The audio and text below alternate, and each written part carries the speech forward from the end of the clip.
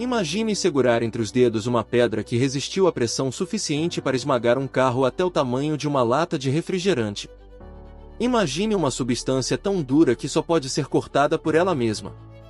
Imagine algo que nasceu em um inferno de 1500 graus Celsius, viajou em erupções vulcânicas mais rápidas que um avião a jato e levou bilhões de anos para chegar até você. Essa substância existe, e você provavelmente já viu uma brilhando no dedo de alguém.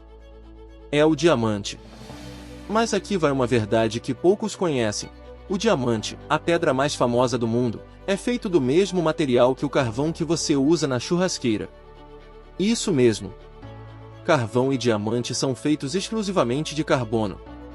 A única diferença entre um pedaço preto e sujo de carvão e um diamante lapidado de milhões de dólares está na forma como os átomos se organizam.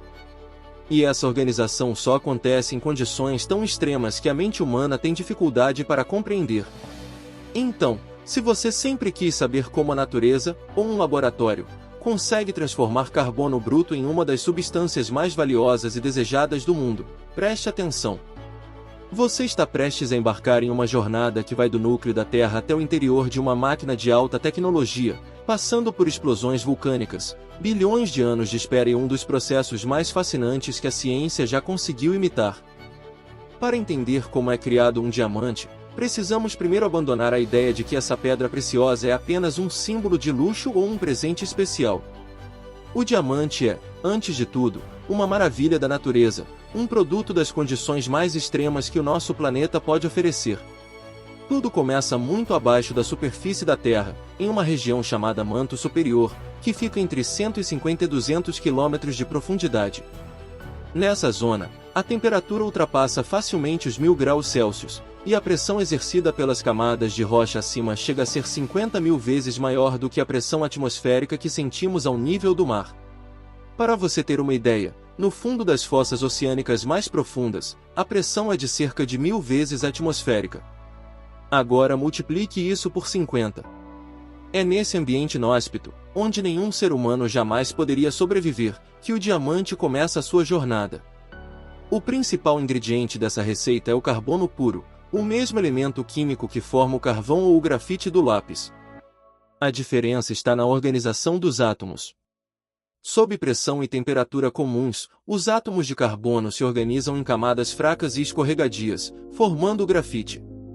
Mas sob aquelas condições extremas do manto terrestre, esses mesmos átomos são comprimidos com tanta força que se ligam uns aos outros em uma estrutura tridimensional rígida e perfeitamente simétrica, conhecida como estrutura cúbica de diamante.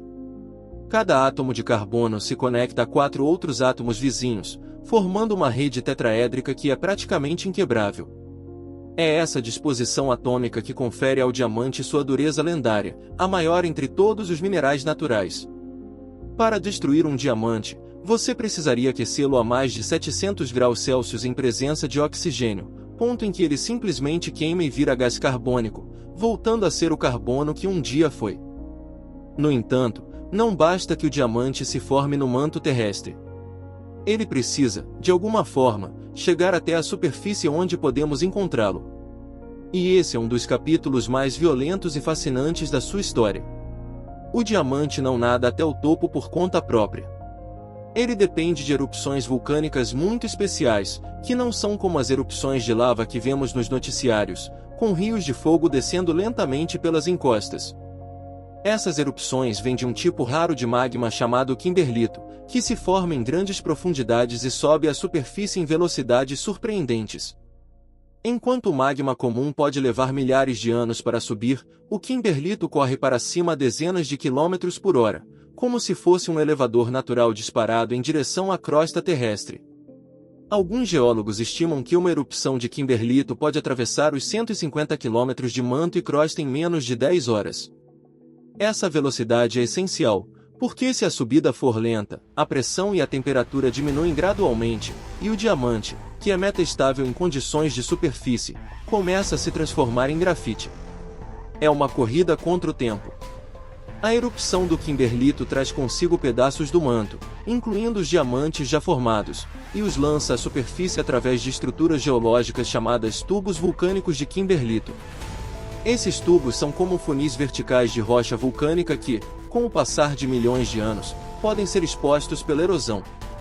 Alguns desses tubos são hoje minas famosas, como a mina de Kimberley, na África do Sul, que deu nome à rocha, e a mina de Argyle, na Austrália, que produziu os raros diamantes cor-de-rosa.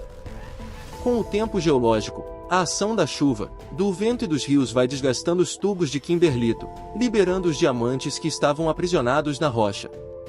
Esses diamantes soltos são então carregados pelas águas e podem percorrer grandes distâncias até serem depositados no leito de rios, em praias ou no fundo do mar. Esses diamantes que foram transportados pela erosão são chamados de diamantes aluviais, e foram justamente eles os primeiros a serem encontrados pela humanidade, muito antes de qualquer pessoa entender a origem vulcânica da pedra. Os garimpeiros, ao longo da história, simplesmente peneiravam o cascalho dos rios em busca dessas pedras brilhantes que, mesmo em estado bruto, já mostravam algum brilho e dureza extraordinária. Acredita-se que os primeiros diamantes foram descobertos na Índia há mais de 4.000 anos, em depósitos aluviais ao longo dos rios Krishna e Godavari. Naquela época, ninguém sabia de onde vinham aquelas pedras misteriosas. Alguns acreditavam que eram lágrimas de deuses ou fragmentos de estrelas caídas.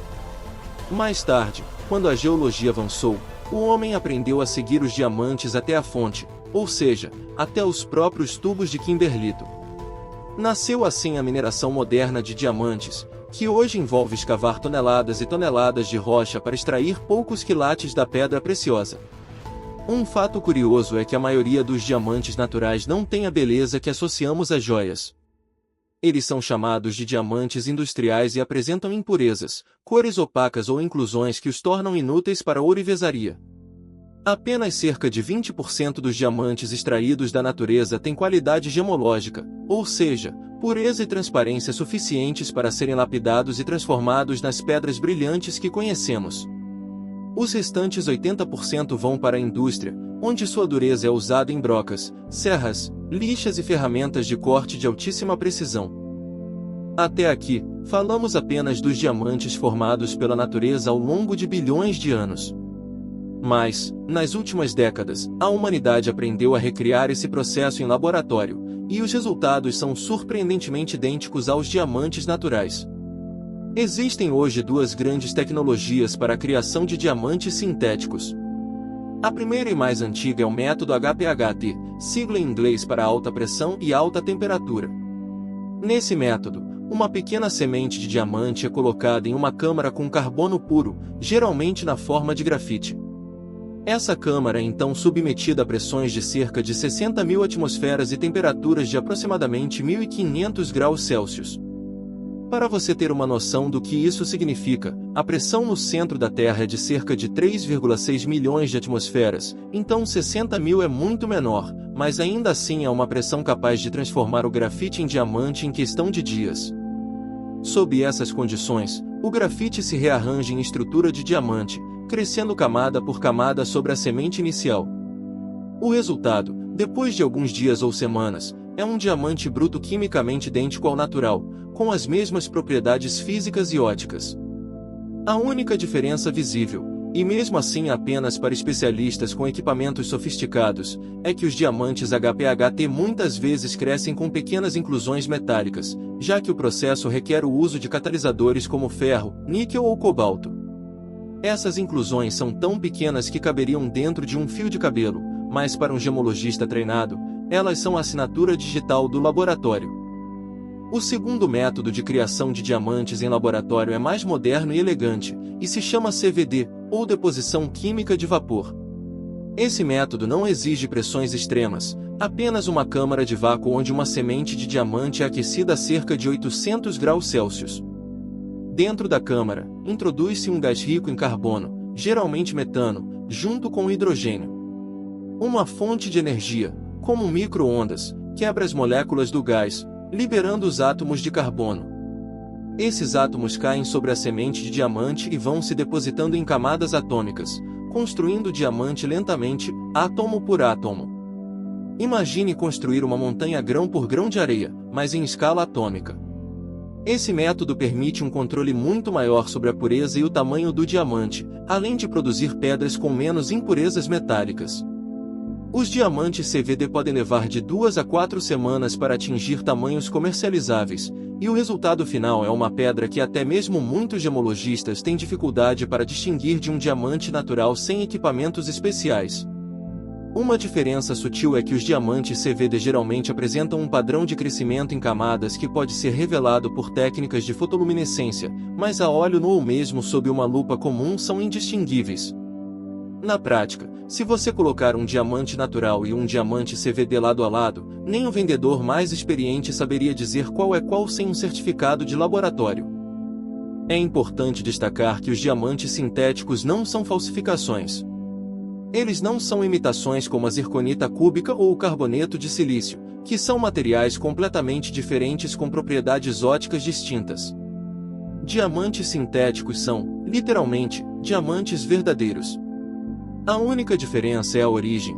Um veio do manto terrestre há bilhões de anos, o outro foi feito por humanos em semanas ou meses. Quimicamente, fisicamente e opticamente, são idênticos. Tanto que a indústria joalheira e as instituições gemológicas já adotaram classificações específicas para diamantes naturais e sintéticos. E muitos consumidores hoje optam pelos sintéticos por serem geralmente 20 a 40% mais baratos e por não envolverem os complexos impactos ambientais e sociais da mineração tradicional.